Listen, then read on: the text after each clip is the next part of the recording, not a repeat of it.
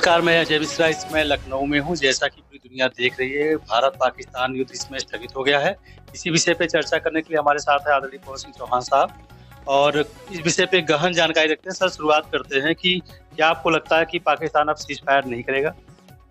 वो कतई करेगा। हकीकत में है कि जो कुछ गंदे सोच के लोग होते हैं, वो ऐसी ही घटना करते रहते हैं। कारण तो सबसे बड़ा है कि वहाँ पर की जो सरकार है और सेना आपस में सामंजस्य ही नहीं है, क्योंकि आतंकवादी का अलग सरकार चला रही है। तो इस तरह के जो लोग घटनाएँ घटते रहते हैं, इतने लोअर मानसिकता के होते हैं, इस वजह से एक घटना घट जाती है। हकीकत में हमारे यहाँ हिंदुस्तान की जो जिस तरह उन्होंने कायराना हरकत किया, उसके बाद में हिंदुस्तान ने ज़बरदस्त तरीके से उनके घर में घुस करके उनके 9 के 9 आतंकवादी अड्डे को ध्वस्त किया। चाहे लाहौर हो, चाहे बलूचिस्तान हो, चाहे हमारा पीओके हो, सब जगह ध्वस्त किया। ध्वस्त करने के साथ-साथ में हमारे हिंदुस्तान के किसी भी तरीके के किसी को खरोच नहीं आई और 9 के 9 ध्वस्त करने के बाद में सैकड़ों आतंकवादी मारे गए। चाहे हमारा 26/11 का हो, चाहे हमारा संसद का हो, चाहे हमारा जो छिटपुट घटनाएँ करते रहते देश में उनके हो, सब घटनाओं का एक साथ बदला लिया गया। और इसी के साथ-साथ में जो उन्होंने ट्विन्स टावर उड़ाए थे, उसके भी जो वहाँ के मास्टरमाइंड बैठे थे, उनको भी ध्वस्त किया गया। तो हकीकत में हमारे हिंदुस्तान की सेनाओं ने जो पराक्रम दिखाया, जो शौर्य दिखाया, जो तकनीकी तौर से जो मजबूती दिखाई है, चाहे वायु सेना हो, चाहे जल सेना हो, चाहे थल सेना हो, तीनों सेनाओं मिलकर के जो संयुक्त ऑपरेशन चलाया, बड़ा देश का बड़ा गर्व है हमारी सेनाओं पर। दूसरा, हमारी सेना ने ये बता दिया है और हमारे माननीय मोदी जी ने बता दिया है, कोई भी आतंकवादी घटना युद्ध मानी जाएगी और हकीकत में युद्ध की शुरुआत हम लोग कर देंगे। मतलब हम लोग मान लेंगे कि आपने युद्ध किया। तो ये एक बड़ा पहल रहा। मुझको लगता है अगर इस तरह की घटना या इस तरह की वक्तव्य या स्पष्ट संदेश पहले से होते तो आज जितनी भी आतंकवादी घटनाएँ घटी हैं हमारे हिंदुस्तान में, शायद वो न घटती। अब वो कोई भी छोटी-सी कायराना हरकत करने से पहले 100 बार सोचेंगे कि कहीं एक बार भी अगर हिंदुस्तान में कहीं बम फूटा या कहीं कोई घटना घटी, तो वो सीधा युद्ध की निशानी होगी। तो वो अपने आतंकवादी, अपने आकाओं को वो समझा देंगे कि नहीं, आपको उधर नज़र उठा के न देखना, उन्होंने नज़र तो नज़र वो पूरा सिर फोड़ डालेंगे। तो उनको पता हो गया। तो मुझको लगता है कि हिंदुस्तान की जो हमारी पराक्रम है, हमारे हिंदुस्तान की जो अभी आपने बोफोर्स तो ये देखी होगी, साथ-साथ में हमारी जो ब्रह्मोस मिसाइलें 5000 किलोमीटर के जद में आती हैं और हकीकत तो ये है 5000 किलोमीटर कहा जाता है, लेकिन वो 8000 किलोमीटर को मार करने में सक्षम है, क्योंकि अभी अपने लखनऊ में ब्रह्मोस मिसाइल की बनना या उद्घाटन अभी माननीय हमारे रक्षा मंत्री जी ने और माननीय हमारे मुख्यमंत्री जी ने किया था। उसकी वजह से जो वहाँ की हमें भी पूरा वहाँ का साक्षी बना। बड़ा देख करके, चाहे वायु हो, चाहे जल हो, चाहे थल हो, तीनों की अलग-अलग ब्रह्मोस मिसाइल हम देख करके आए थे और उनकी जो एक सटीक जो अचूक निशाना, वो पूरे विश्व में एक परचम लहरा दिया। इसी की आपदा में अवसर जो कहा जाता है, इस घटना की वजह से जो हमारे बोफोर्स मिसाइलों में जो निशाना लगा, ये जो उन्होंने ध्वस्त किया पाकिस्तान के सैन्य ठिकानों को, पाकिस्तान के एयरपोर्ट।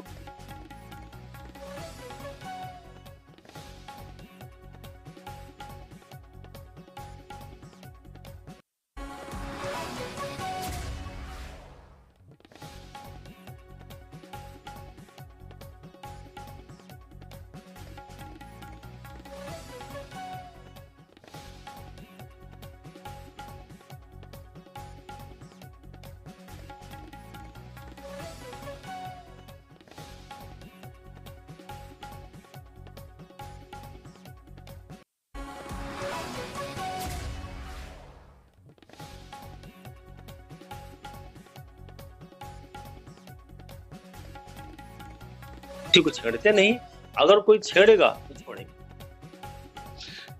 पाकिस्तान शुरू से इस बात को लेकर के अंतर्राष्ट्रीय मंचों पे प्रसारित करता रहा है कि ये जो पीओके का मुद्दा है, कश्मीर का मुद्दा है, उसको अंतर्राष्ट्रीयकरण किया जाए। जबकि अगर भारत की बात की जाए, भारत इसको अपना पड़ोसी देश से और अपने देश का विवाद बताता है, इसको अंतर्राष्ट्रीय स्तर पे भी प्रोत्साहित नहीं करता। और ऐसे में युद्ध की ये जो समाप्ति की एक ट्विटर के जरिए डोनाल्ड ट्रंप ने की है, अमेरिका के राष्ट्रपति, उसको किस नज़रिए से आप देखते हैं? 2 चीज़ें होती हैं। डोनाल्ड ट्रंप क्या बोल देंगे, कब बोल देंगे, कैसे बोलेंगे और कब पलटी मार जाएँगे, कुछ नहीं पता। डोनाल्ड ट्रंप की हम क्या बताएँ, कभी-कभी हमको लगता है कि इतने बड़े राष्ट्राध्यक्ष होने के बावजूद भी एक हल्कापन जो आ जाता है, वो हमको भी बड़ा अजीब सा लगता है कि कैसे वहाँ की जनता ने ऐसे राष्ट्रपति को चुना कि जब कभी भी कुछ भी बोल सकते हैं। पहले बोला कि मैंने कराया, फिर बाद में अपने स्पष्ट संदेश दे दिया कि मैंने नहीं कराया, इन दोनों दोस्त मिल करके मैंने किया। तो इस तरह की हम उसको नहीं लगता है कि इस तरह की जल्दबाजी करनी चाहिए, वो जल्दबाजी उनके लिए घातक बैठती है। यहाँ पर विपक्ष पूरा मुद्दा उठा दिया कि नहीं डोनाल्ड ट्रंप ने किया, उनका क्या जरूरत थी। हकीकत में जब कोई बगैर सोचे समझे बोल देता है तो आगे भविष्य में उसको पछताना ही पड़ता है। उन्होंने तुरंत बैक फुट पर आया और बैक फुट पर आने के बाद उसको उन्होंने स्वीकार किया कि दोनों देश मिलकर के काम किया, उसमें हमारे कोई दिक्कत नहीं है। तो डोनाल्ड ट्रंप जिस तरह बयानबाजी करते रहते हैं, मुझको लगता है अभी, अब मैं क्या बताऊं कि अभी जितने अभी तक हिंदुस्तान पाकिस्तान के वार हुए हैं, उसके बाद अमेरिका ने हमेशा पाकिस्तान को कुछ न कुछ दे ही दिया है, ठीक है ना, और इस बार भी दे दिया। तो ये हमको बड़ा समझ नहीं आ रहा कि यार मतलब आपको इतने बड़े राष्ट्राध्यक्ष हैं, आपको ये सोचना चाहिए था कि उनको आपको ये कहना चाहिए कि आतंकवादी को खत्म करने के बाद ही हम आपके पास बैठ समझौता करेंगे। प्रतिबंध लगाना चाहिए था। प्रतिबंध लगाने की, आर्थिक प्रतिबंध लगाने के तो आपने लगाया नहीं, और उसके बाद में एक उनको बड़ा सा कर्जा अलग दिला दिया ताकि वो आतंकवादी घटनाओं को या आतंकवादी जो मारे गए हैं उनको जो अभी मुआवजा दिया जा रहा है उसको अब बढ़ोतरी कर देंगे और उनको हम सक्षम बना रहे हैं। और जो पाकिस्तान जो इस तरह के आतंकवादी घटनाएं या आतंकवादियों पर पैसा खर्च कर रहा है, निश्चित एक न एक दिन उसको खुद ही निकल जाएगा। और ये जो आतंकवादी है ये पाकिस्तान को नहीं छोड़ने वाले। जो जिस घर में जो जितने गंदे व्यक्ति को पालेगा वो गंदा भी सबके लिए गंदा होता है, अच्छा भी सबके लिए अच्छा होता है। जो अच्छे लोग होते हैं वो निश्चित सबके लिए अच्छे होंगे, जो गंदे लोग होंगे वो किसी के लिए भी परिस्थिति में बस तो हम कम ज्यादा हो सकते हैं, लेकिन जब मौका पाएगा तो पाकिस्तान की सरजमी को वही ध्वस्त कर देंगे। ये बड़ा हम लोग भी पड़ोसी देश है, मैं भी सोचता हूँ कि कोई घटना बड़ी घटेगी तो उसमें हम लोग भी कहीं ना कहीं आज तो हम तक कोई पहुंच प्रभाव पड़ेगा, आज हम तक आएगी।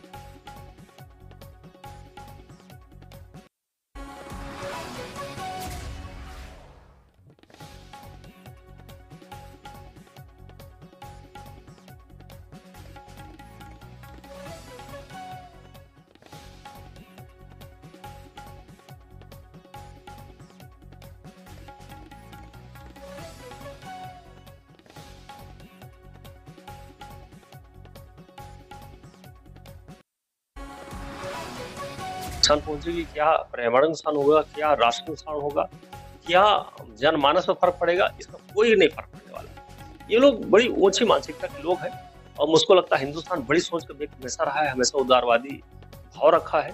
और हिंदुस्तान ये बिन भय होए न प्रीत, हम लोग अपनी आयुध को या अपनी सैन्य पराक्रम या सैन्य सामग्री को बढ़ाने के लिए इसलिए करते हैं ताकि हम समृद्ध रहे, ताकि हम पर कोई आंख न दिखाए, हमको हम पर कोई उंगली न उठाए, हम दिखा सके हमको, इसलिए हम लोग समृद्ध बनते हैं।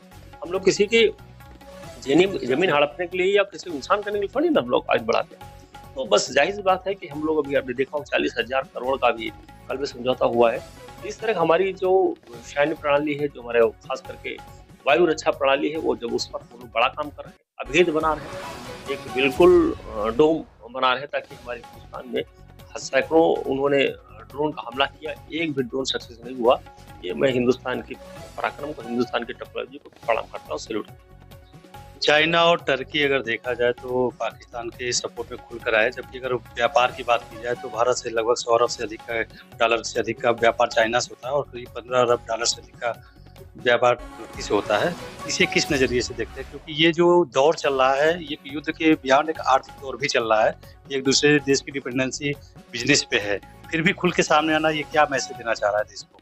भाई मैं तो ये कहना चाहूंगा कि हकीकत में जो बता दिया कि ऊंचे मानसिकता के लोग होते हैं वो तुरंत फायदा देखते हैं। तो तुर्की ने किया है वो आगे पछताएगा और निश्चित पछताएगा, और पछता रहा है, ठीक है ना। हाँ, हमारा जिस तरह सा हमारे वहाँ आपने देखा होगा, वहाँ की जनता ही तुर्की के खिलाफ आ गई कि आपके इस हल्केपन के जो आपने निर्णय लिया है जिसकी वजह से हमारा व्यापार में प्रभावित हुआ है, तो जितने व्यापारी बेचारे प्रभावित हुए वो सब सड़कों पर उतर करके वहाँ पर तुर्की के खिलाफ के, वहाँ के डिसीजन के खिलाफ के, वहाँ के जो फैसले के खिलाफ से सब खड़े होकर के लामबंद हो गए हैं कि आपने हमारे व्यापार को ध्वस्त कर दिया है। और हकीकत में हिंदुस्तान बहुत बड़ा 140 करोड़ आबादी का देश है और बड़ी मानसिकता के हमारे देश है।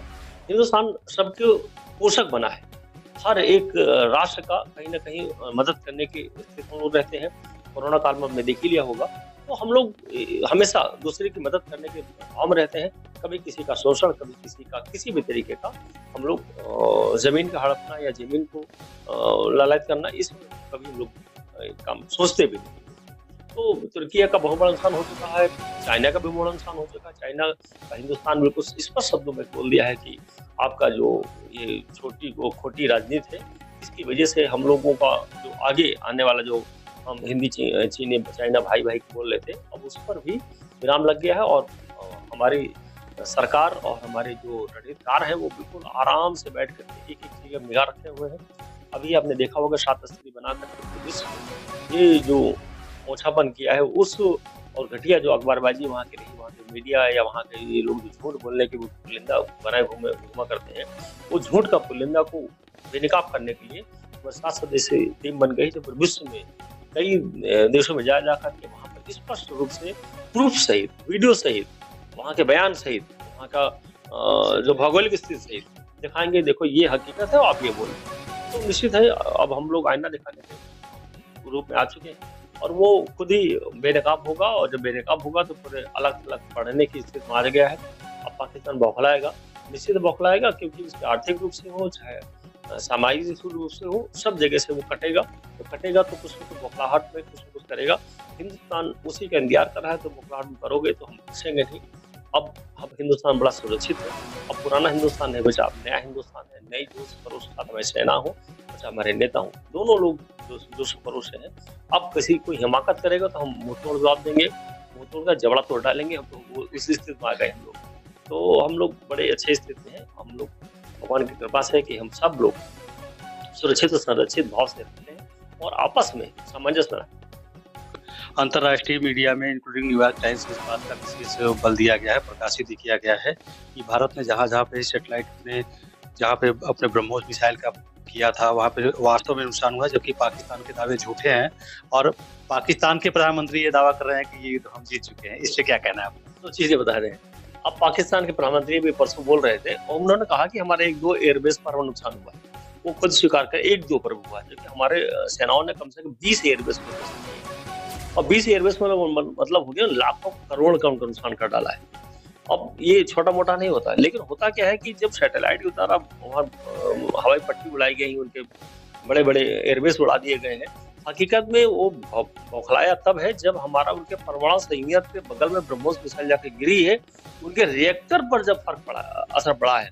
तो रिएक्टर कहीं ध्वस्त न हो जाए, रिएक्टर कहीं और कोई घटना न बड़ी घट जाए, जिसकी वजह से पाकिस्तान गिड़गिड़ाया, हमारे डीजीओ से बात किया है और हमारे हिंदुस्तान के बिल्कुल लेट गया है, बात नहीं कि लेट गया कि रक्षा करो, रक्षा में पूरे विश्व के चाहे अमेरिका हो, चाहे चाइना हो, चाहे रूस, सबसे उसने गुहार लगाई है कि अब बचाओ, अब बचाओ। तब फिर उन लोगों ने मिल करके बात किया है। तो हमारे हिंदुस्तान की हम हमेशा उदारवादी रहे।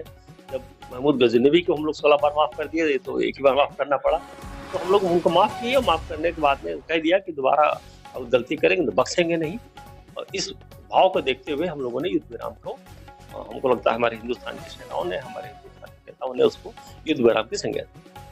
जो विपक्ष या तथाकथित बहुत सारे ऐसे नेता हैं जो बहुत सारे आरोप लगा रहे हैं, जबकि एक संविधान इस बात को कहता है और नैतिकता भी इस बात को कहती है कि जब देश में राष्ट्र युद्ध चल रहा हो तो उसमें हर परिस्थिति में राष्ट्र के साथ खड़ा होना चाहिए। इन लोगों के लिए क्या मैसेज है जो आरोप प्रत्यारोप कर रहे विपक्ष के नेता हैं, कुछ सरकार ने ये नहीं किया, सरकार ने वो नहीं किया, ऐसा करना चाहिए, उनके लिए क्या मैसेज है?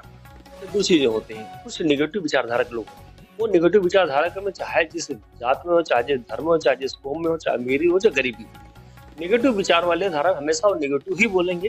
चाहे हिंदुस्तान जितना अच्छा कर डाले, चाहे सेना जितना अच्छा कर डाले, चाहे हमारी रणनीति कार कितने अच्छा कर डाले, लेकिन वो हमेशा गलत ही और गंदा ही और गलत तरीके से प्रेजेंट करने की कोशिश करते हैं। हकीकत उनको भगवान दया से सोच ही नहीं दे रखा है कि पाछू सोच पाए। हमेशा मक्खी का काम होता है कि वो गंदी चीज बैठना, और मधुमक्खी का काम होता है फूलों पर बैठ करके रस निकालना।